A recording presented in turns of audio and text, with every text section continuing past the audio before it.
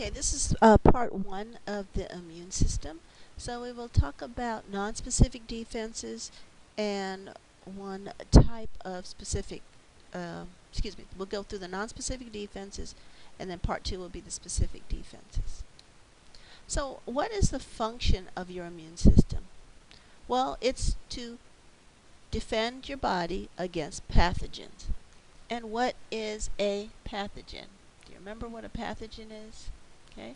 A pathogen is something that is disease causing. Okay. So anything that causes a disease. It could be a virus, it could be a bacteria. Okay, and so your immune system has a process and it's called immunity. And this is the process that it used to fight these foreign substances or fight infection in your body. So you have two general mechanisms against infection, and those are nonspecific and specific defenses. And just by the name, you can probably kind of figure out that nonspecific will pretty much fight against anything, and specific will fight against certain things. So your first line of defense is going to be your skin.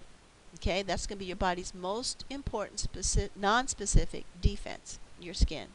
And in your skin, you also have, or in addition to your skin, you have mucus, you have sweat, and you have tears. Now, there's very few things that can penetrate the layers of your dead cells at the skin surface. So in order for something to get in, the skin has to be broken. Now, once the skin is broken, that's how pathogens, bacteria, viruses, etc., get into your skin, and they can cause an infection. So how do you know if you have an infection? Well, there could be swelling, there could be redness, and there would be pain. And we're going to talk about how those things occur. Now, also in your skin, or rather your mucus, saliva, and tears, there's an enzyme called lysozyme. And this helps to get rid of those pathogens or destroy them. And also in your oil and sweat glands, you have a little bit of acid or an acidic environment, and that will kill many bacteria. Your other nonspecific defenses, as I mentioned earlier, would be mucus. You remember we talked about that in the respiratory system. Cilia was in the respiratory system also. And then if you remember from the digestive system, we talked about stomach acid. Remember the hydrochloric acid that's in there? And digestive enzymes will also destroy pathogens. Now, say pathogens do get past all that and they enter your body. You have what is called the inflammatory response. Inflammatory response. And this is a nonspecific defense, and it's a reaction that your body has to tissue damage. So for instance, say you get a splinter, and in the splinter there is bacteria. You have a response that your body goes through to try to get rid of this.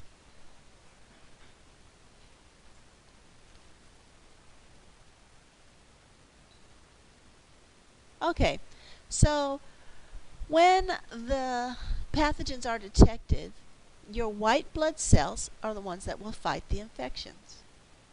So some of these white cells might be phagocytes, or if you remember, what were the first ones, the first responders? Remember we talked about that in the, when we talked about blood. Well, the first responders, if you remember, were neutrophils. You remember that word? Those are a certain type of white blood cell, and those are your first responders. Now, if you remember the word phagocyte, remember the word phagocytosis? We did pinocytosis, which was cellular drinking. Phagocytosis was when the cellular eating. And so these phagocytes are able to incorporate or surround the bacteria and take them into their cells and destroy them. Okay, let me go back to that. So basically what happens, I'll go through each step. What happens is that the blood vessels near the wound will expand, and when that happens, some of the plasma will leak out of the blood vessel, and that's what causes the swelling, is this plasma. And also the white blood cells will move through the vessels from outside the vessels to where the bacteria is, because there's signals that these bacteria give off, and that's what initiates this inflammatory response. And so the phagocytes and those neutrophils destroy the bacteria, and this causes the infection to be swollen. I told you swollen was from the plasma. Painful, and then the redness would come from your blood vessels dilating. Okay? Then once they consume the bacteria and the debris, those they will disappear from the area, and then the tissue will be able to heal. Okay, so if you have an infection and you have some of that white, it's called pus out, that's the dead cells and everything. So another part of this inflammatory response would be fever.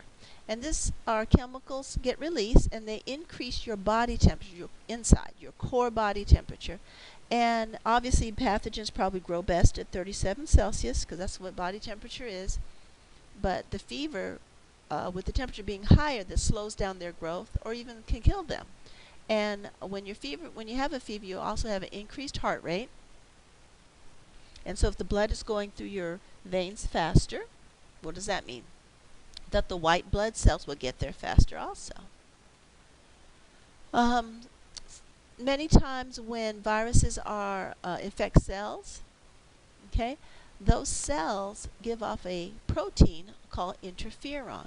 And they've been able to make a vaccine for this called interferon, and it blocks the replication of the virus, so the virus can't divide, and that will slow the progress of infection. Now, if you look closely at this picture I gave you, you notice it says human leukocyte derived. So that means it came from human white blood cells, is where they got the interferon from. Okay, so this will end part 1, and then the second video will be on the specific defenses. Yep, that's my dog barking, but we're okay.